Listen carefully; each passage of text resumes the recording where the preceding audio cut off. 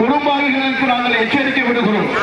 நீங்கள் நீதி சமூக நீதி பேசிக் கொண்டிருக்கிற அந்த நேரத்தில் இன்றைய தினம் பீகார் என்ற ஒரு ஆக்டை தவறாக பயன்படுத்திக் கொண்டு ஒரு கொடி அவர்கள் நாட்டிலே நடமாடிக் கொண்டிருக்கின்றார்கள். தமிழகத்தில் ஆளுகிற மரியாதைக்குரிய மாண்புமிகு ஸ்டாலின் அவர்களிடத்தில் நாங்கள் நன்றாக சொல்ல கடமைப்பட்டிருக்கிறோம். உன்னுடைய சொல்லிக் கொள்ளுங்கள்.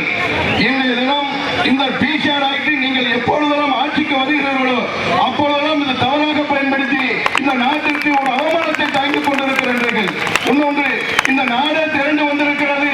ஒட்டுமொத்த முக்குளத்தர் மட்டுமல்ல, ஒட்டுமொத்த பிற்படுத்தப்பட்ட சமூகங்களும் ஒன்று சேரி இன்றைய தினம் போராடுகின்ற நிலைமைக்கு தள்ளப்பட்டிருக்கிறது என்றால் இந்த பீகார் ஆக்டை பயன்படுத்துகின்ற தாழ்த்தப்பட்ட அந்த இளைஞர்களை அந்த மக்களை நாங்கள் சொல்ல கடமைப்பட்டிருக்கிறோம்.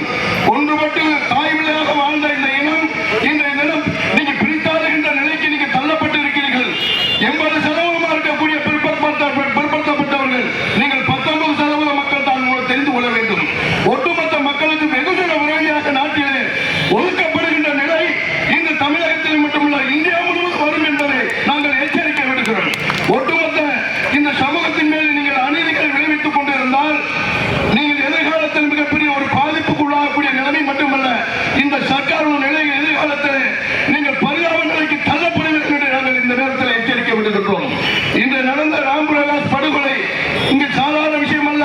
இனி ஒட்டுமொத்தமான தாய்மார்களும் இளைஞர்களும் உங்களுடைய வாரிசுகளும் சொந்த பந்தங்களும் இன்றைய மூலம் சமுதாயத்தை ஊட்டி வளர்த்து பணிகள் காப்பாற்றப்பட வேண்டும்.